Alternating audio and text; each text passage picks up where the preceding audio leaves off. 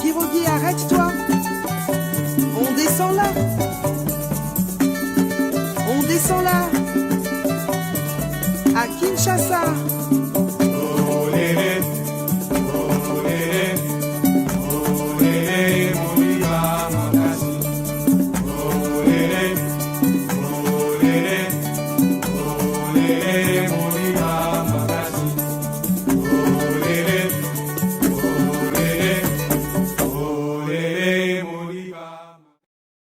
Olá, pessoal.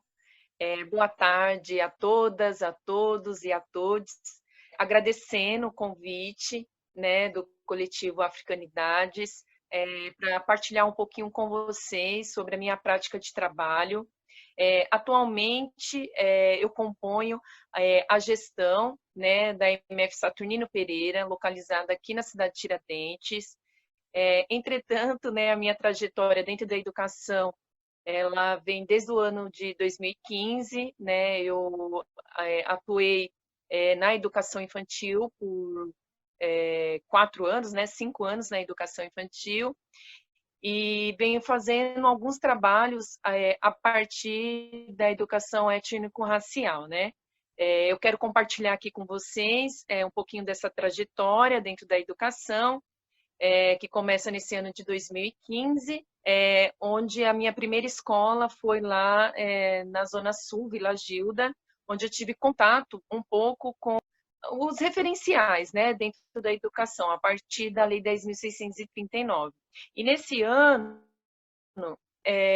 como um dos disparadores dentro do PPP da unidade era a relação étnico-racial, eu me vi, né, tendo que construir algumas práticas, né, dentro dessa perspectiva, com as crianças ali de 4, 5 anos, e esse momento foi um momento muito importante, né, para mim, na minha prática enquanto educadora.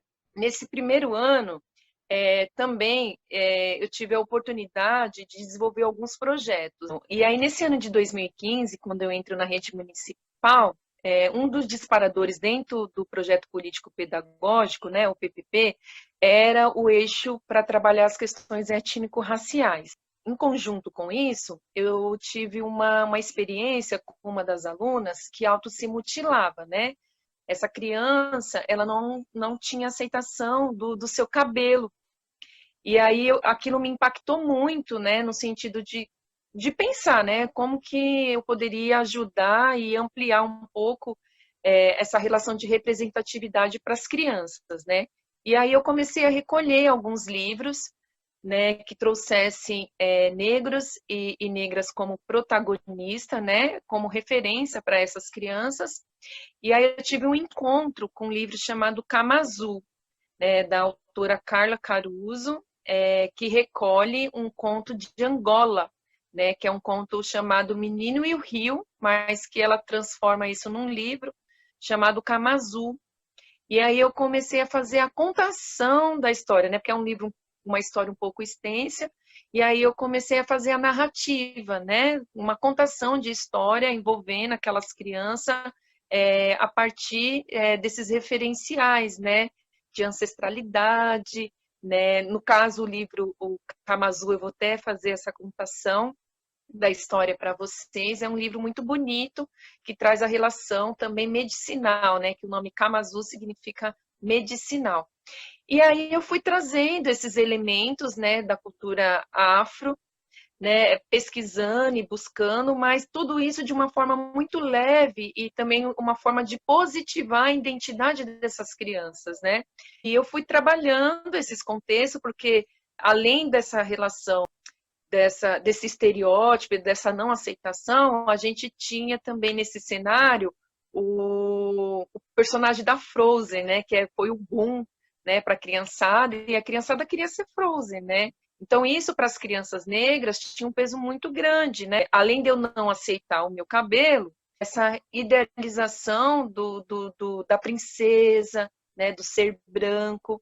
Então, era uma forma de pensar e positivar essa autoestima dessas crianças, trazendo elementos da cultura africana, né? E aí eu fui fazendo esse trabalho, né, nesse ano de 2015, e aí foi muito positivo. Uma das coisas também que foi muito importante, que depois eu vou socializar com vocês, foi a construção das bonecas Abayomi, né, que significa encontro precioso, né? A Abayomi também foi uma estratégia que eu utilizei não só para o trabalho com as crianças, mas também para sensibilizar as famílias, né?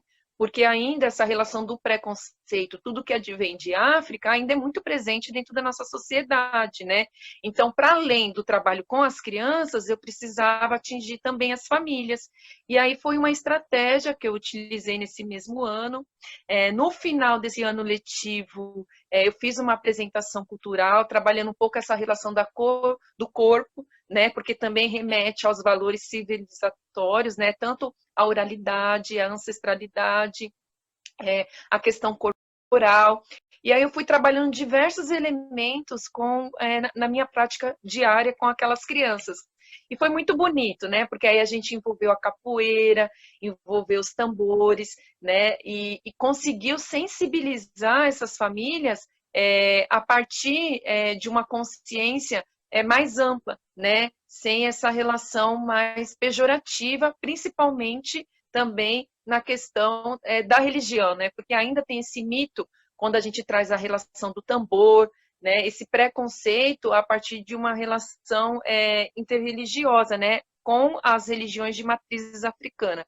Então foi um trabalho muito bonito realizado em 2015 lá na Zona Sul, e aí eu me removo para o território onde eu moro, que é a cidade de Tiradentes, que a gente destaca aqui que 80% da população são negros e pardos, né? Então a gente tem uma composição aqui de moradores, né? Com essa presença. Porém, dentro do espaço escolar ainda a gente tem muito, muito tabu, né? Eu achando, por ser morador e por ter essa presença negra dentro do território, seria mais fácil, mas não. Eu tive muitos entraves, foi um trabalho muito árduo também a partir de 2016, e aí eu achei necessário trazer isso de uma forma enquanto projeto, né?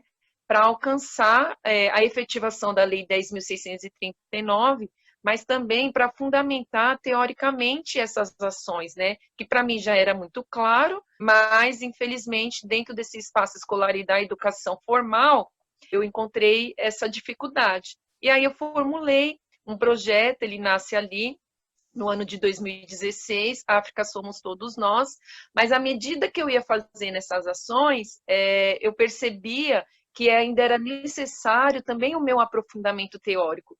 E aí eu entro na universidade, né, no programa Abdias do Nascimento, na Federal, lá em Guarulhos, na tentativa de fazer esse aprofundamento teórico. E aí lá eu consegui bastante respaldo nesse sentido, e também buscando fundamentar essa minha prática, né? A partir de autores que já vêm com essa trajetória dentro do espaço da universidade.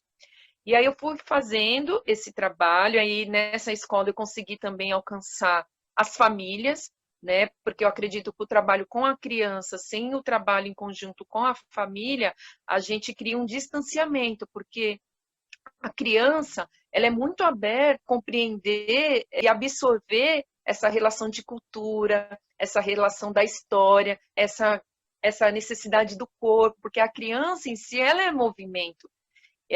Mas eu acho que a família ela tem que estar junto e compreendendo que trabalho é esse, né? E aí também foi uma outra estratégia que eu utilizei, né? Agora já num outro espaço escolar, que foi a oficina, né, de Abayomi, não só com os pais, né, numa reunião de pais que eu trouxe essa simbologia, mas também para afetar e sensibilizar o grupo de professores, porque eu também percebia que dentro desse espaço tinha uma grande resistência, ou o que acontecia? Falar da Lei 10.639 e a questão de África era muito pontual em 20 de novembro, e sem contextualizar isso para as crianças e sem envolver isso numa prática diária.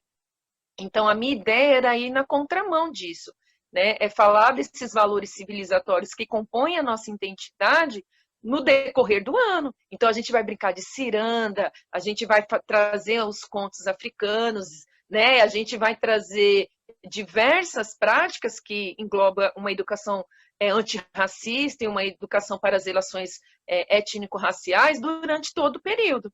E aí eu fui fazendo esse trabalho, né? Ao mesmo tempo que eu fazia essa prática, eu tomava o cuidado de ir registrando esses processos, que eu acho que é uma coisa que nos ajuda a fundamentar a nossa prática.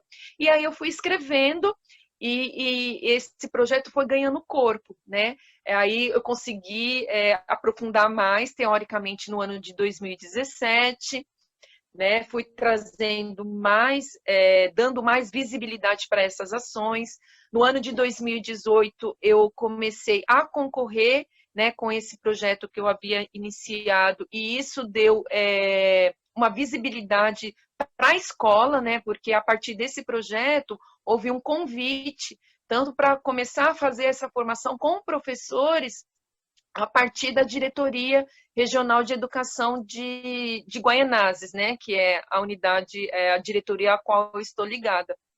E aí eu comecei a fazer esses processos formativos com um grupo de professores, né, a partir dessa prática. E mesmo tendo resistência por parte da gestão da unidade, isso ampliou de tal forma que eles tiveram que incluir essa temática dentro do projeto político da unidade. Para mim, isso foi um ganho, né, porque aí não era mais algo pontual, né, mas era algo efetivo, que independente da professora Alexandra, isso ia ter que ser circulado entre os demais pares. E aí a gente foi fazendo esse trabalho, e eu comecei a fazer esses processos formativos dentro da DIPED também, né, que é a divisão pedagógica dentro da DRE, que é encarregada em fazer esses processos formativos, e aí isso foi ganhando uma dimensão, e aí no final do ano de 2019, eu recebi um convite para compor nessa unidade a qual que eu estou e que eu gosto muito de marcar, porque é uma gestão com 5 mulheres negras, dentro de um território extremamente vulnerável e periférico, e que já tem uma construção justamente porque a gestão dessa escola marca a importância dessa educação antirracista, e aí a gente vem dando continuidade a esses processos. Mesmo nesse momento de pandemia, de isolamento social, essa temática ela está presente dentro do nosso cotidiano da escola. E aí um fenômeno que eu destaco, que agora não estando mais em sala de aula, mas também tensionando para que isso seja uma prática diária dos professores, não algo pontual, é trazer essa inserção da comunidade. E quando a gente olha esse recorte das mazelas sociais, a figura e a presença que a gente vê dentro desse espaço é da mulher negra, né? Então, esse recorte social e de fragilidade, né, a gente sabe, por uma questão estrutural do racismo, ela tem cor e tem classe, né, e gênero. Então, é o que a gente vem aprofundando, né? Então, a minha ideia hoje é partilhar um pouquinho essa história, né? Esse percurso, né? O qual eu fui construindo, né? A partir da educação étnico-racial, e partilhar um pouquinho essa vivência da prática da Biomi e uma contação de história para vocês.